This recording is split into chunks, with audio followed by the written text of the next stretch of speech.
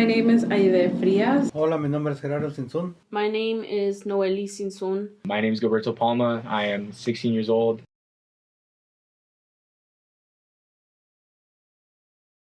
My name is Alicia Gutierrez, and I will be sharing a reflection because I am the child to farm-working parents. Driving home from work today, I come across familiar faces. Faces I have known in my years growing up. Some are more familiar than others. The most familiar is that of my mother. She has had a long journey and has accomplished several things. It never seems to amaze me how hardworking and what fighters farm workers are. It is not of ignorance or that they don't know any better. These people work to provide for their families and to raise children with strong values.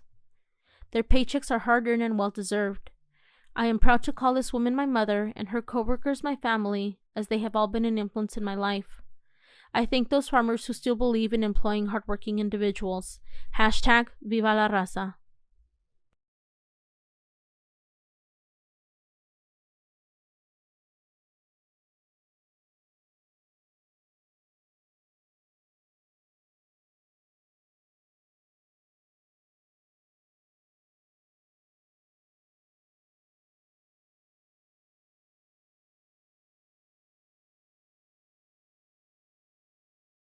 I feel like farm workers fit on the lower class and on the wealth scale because you know, the wage is like what, like $12-13 like right now. So I don't think that's enough for like the hours they work, because my parents work like uh 12 hours, probably more. I'm just like being, you know, I'm probably like under exaggerating that, but it's probably way more hours because they get home like at like 5 or 6, maybe 7 sometimes if they have to work overtime. So definitely lower class. Where do I think farm workers fit on their wealth scale? I think it's very obvious that they're considered the working class, because even though a lot of them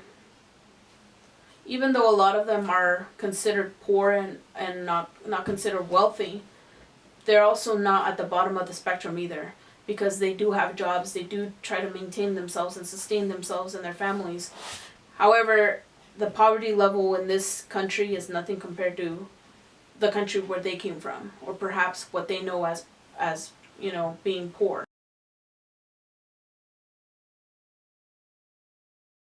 Te van a pagar los sueldos mínimos. Siempre te van a pagar lo más básico y te van a exigir mucho trabajo. Pero donde ellos te enlevan, donde ellos te hacen como creer que está bueno el trabajo, es de que te van a dar muchas horas. Lo normal en un trabajador son 40 horas básicas por semana y ellos te van a prometer 60, 70 horas por semana. Que esto incluye empezar a trabajar desde las 6 de la mañana a 6 de la tarde, los 5 días de la semana, y el sábado vas a trabajar de 6 a...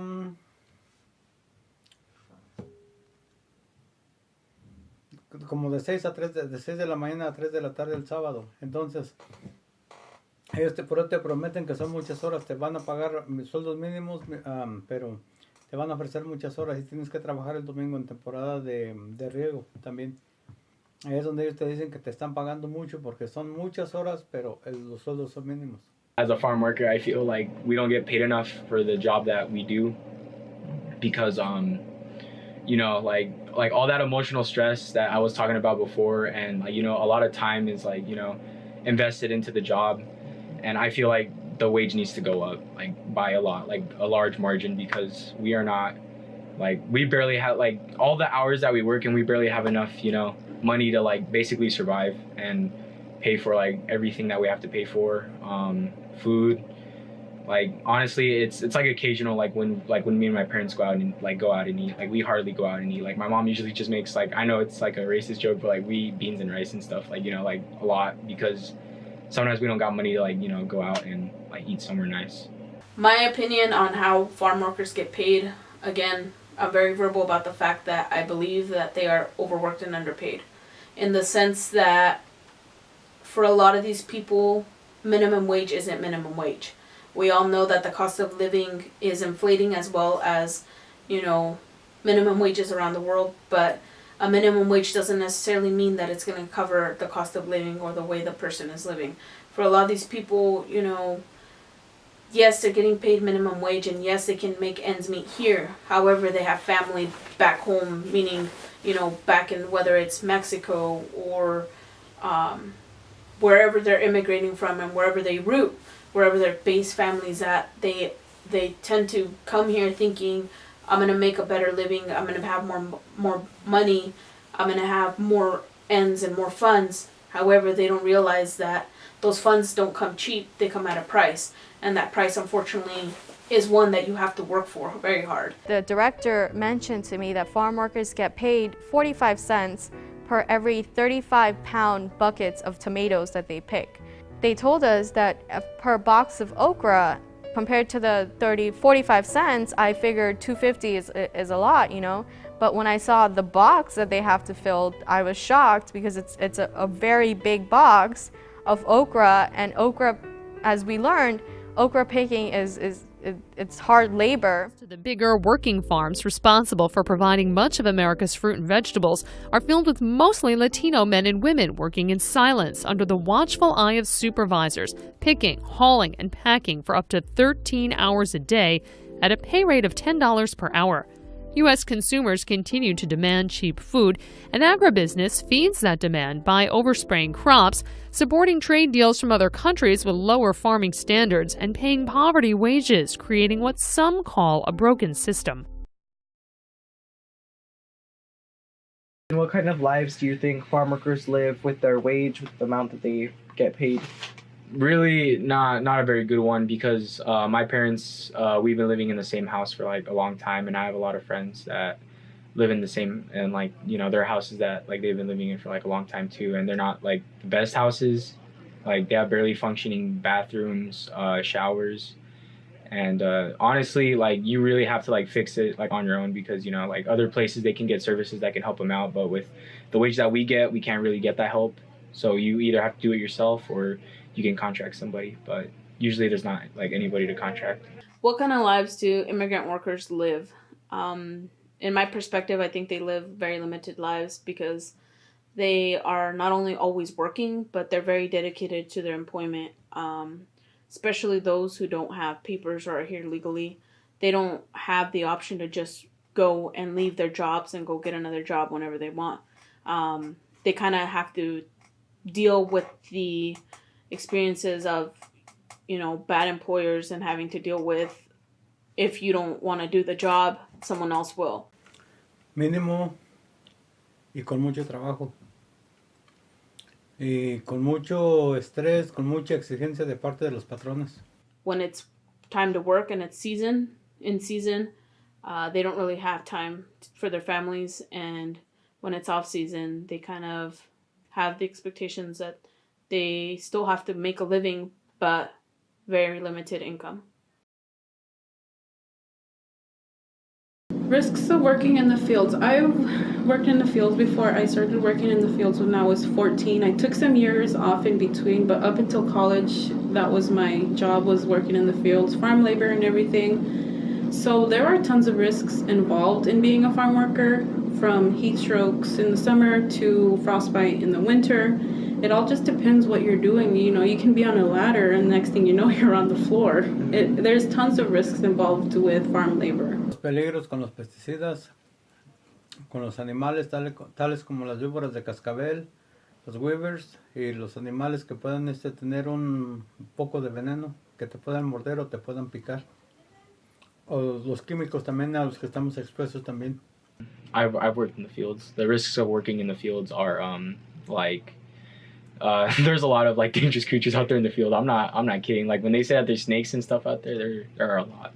And the sun, like, there's times where the sun like really kills you. Like, you'll be sweating like a lot, and like heat stroke is very, like, they warn us about that too. Dangerous chemicals. There's a lot of pesticides out there in the fields. Yeah, that's pretty much it. But it's not a very good job to be in. It really wears you down. Like me being 16 and working in the fields, that's where that's where I learned that like my parents, like, why they get home tired, and someone really loses their lives like out there. Like your youth really leaves you when you're in the fields. Some of the unfairities in the work environment are definitely the pay, the healthcare benefits, if any, because you're not really offered any healthcare. Another unfairity is definitely being overworked and not getting a fair pay or not being paid what you should. The other thing is some of the unfairities are the break periods. You get an 8-hour day. You get 10 minutes to have your breakfast. You go back. You have 30 minutes to basically gulp down your lunch. Then you go back. Then you have another 10 minutes in the afternoon. And some employers don't even give that. So I think that the unfairities are just overall across the board. Not all employers, but for some employers, they get away with a lot. And they basically take the laws and don't really pay much attention to them because their excuse is, these people don't have the right to be here, therefore they don't have the rights, but yet when it comes down to doing the work, they want it done fast and they want it done good, but they're not willing to pay the people what they should be paying them. Some inequalities and unfairities would be a lot of the farm workers are not fluent in English. So they don't really know the laws that are out there for farm workers and stuff. So that makes it really hard for them to know what's going on, what laws are in place, and that they have a voice. Unas cosas que no son fair, que no son equitativas, son como el sueldo que recibe un trabajador del campo. Sueldos mínimos muy bajos por encima de lo que gana otra gente que tiene aparentemente una profesión más buena, pero trabajan menos. Pero el trabajo del campo es un trabajo muy duro, muy exigente, muy cruel.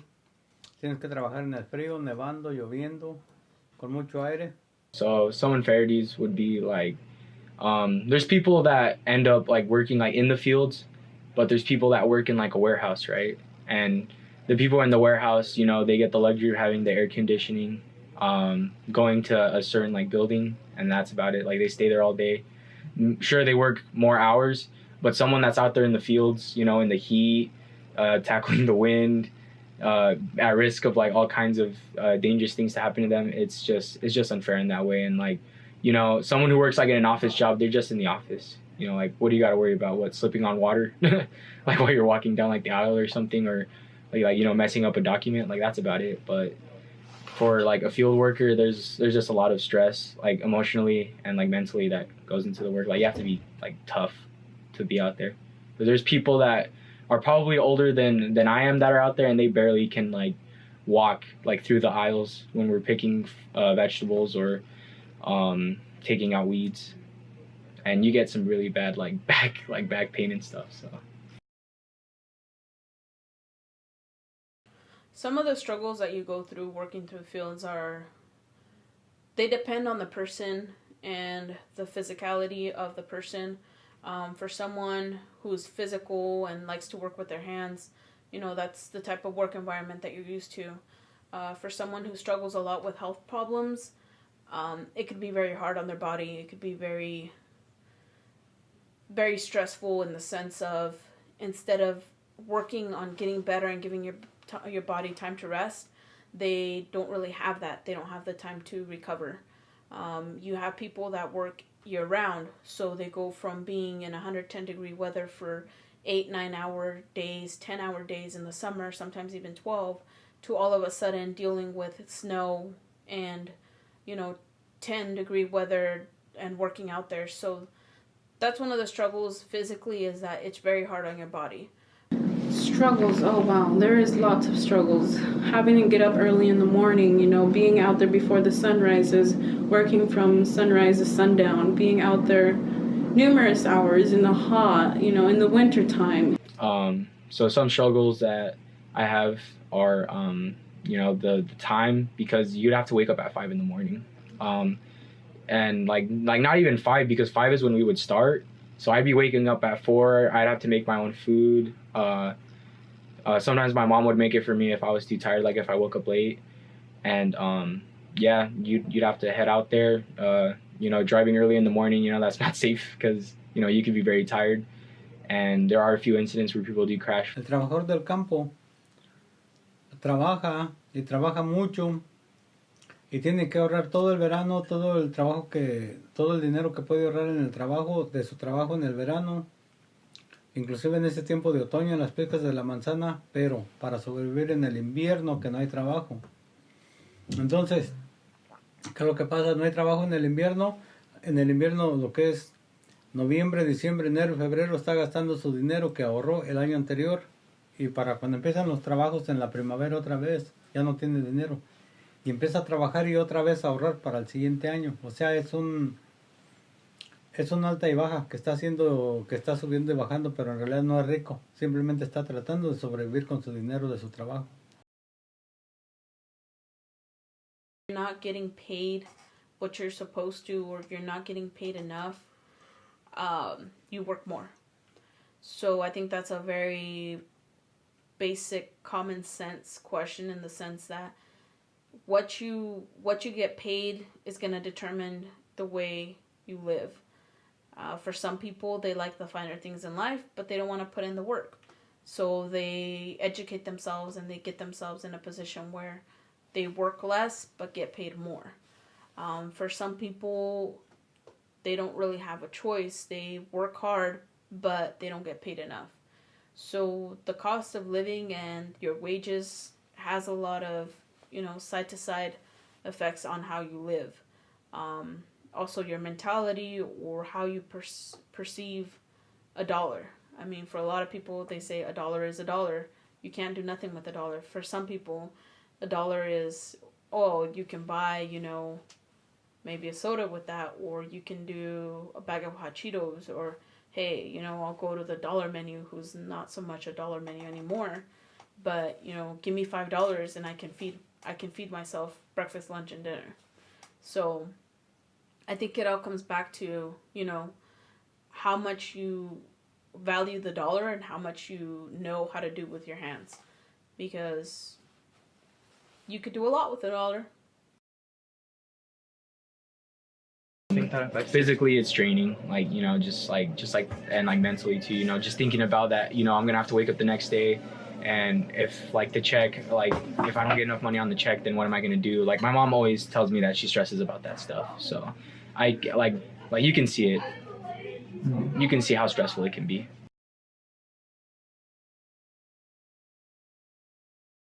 How does their wages affect their health? The fact that they can't afford life insurance is one of them. Not life insurance, health insurance. It's a big thing when working out in the fields, not having health insurance. Maybe when you're on the job, you get hurt and stuff, there's L&I. That's something that can cover you. But when you're out of work, you're exhausted. So you need to have that backup health insurance. But like I said, it's expensive and it's not available to a lot of the farm workers.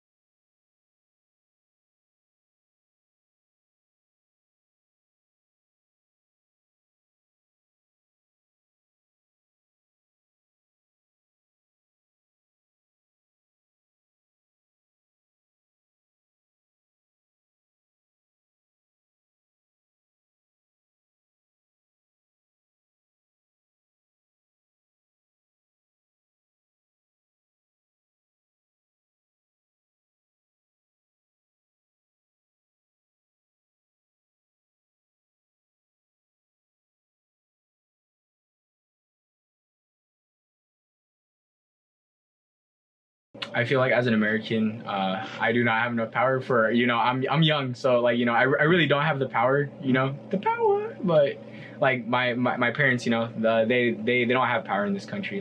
Let's be honest, Latino farm workers, they don't really have a lot of power in the United States. I mean, they're looked down upon, their work is taken for granted a lot. They don't really have a voice. It's just the truth.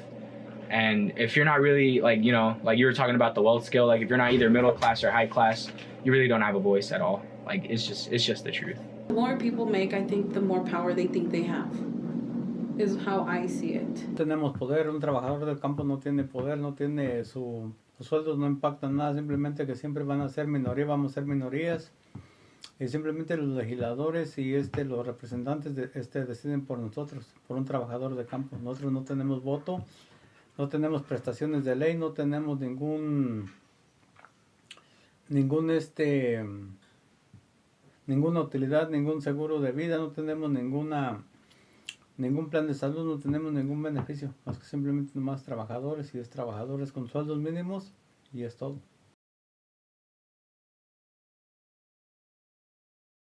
Something they can do is provide higher paying jobs. Is the big thing they can do. Provide higher paying jobs so they can live the average American life. And another thing would be, is providing documentation, providing citizenship to a lot of the undocumented workers. I'm not saying everybody, but there's people here to do good for our country. So I think that would fill in the gap, because a lot of the higher people that are from here, they look down upon us because we're Mexican, we're farm workers or whatever. And I think that would fill in the gap, is just making everybody equal. We are equal, but some people don't view it like that. Simplemente como darle una compensación exclusiva a un trabajador de campo, darle un reconocimiento especial, como se lo dan a un ingeniero, como se lo dan a un arquitecto, como se lo dan a un empleado del gobierno. Darle ese crédito y darle ese reconocimiento a un trabajador del campo basado en lo que trabaja de duro, y un bono especial que le deberían de dar después de las 40 horas, porque un trabajador de campo puede trabajar 70, 80, 90 horas y no hay un overtime para ellos. Something that they could work on is probably at least raise the wage for those that have been in that job for a long time. Like my father, he's been working there for a long time, and there's people that barely show up, and they get more money than he does, and they're doing the same job. And I feel like raising the wage for those people would probably be a good thing.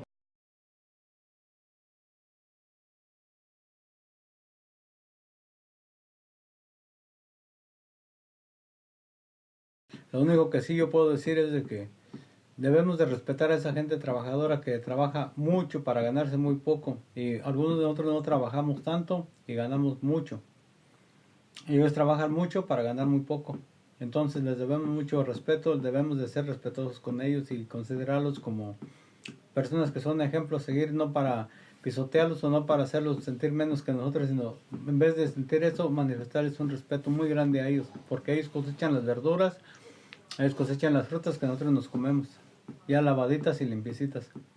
It's really something you should avoid, because I've seen my parents, lose their lives, or kind of miss out on everything they wanted to do when they were young because of that job, and they just haven't had time to do anything, that makes them happy in their lifetimes. And it's just not something you want to be in. It's dangerous. A lot of time spent on it, and it's not worth the pay.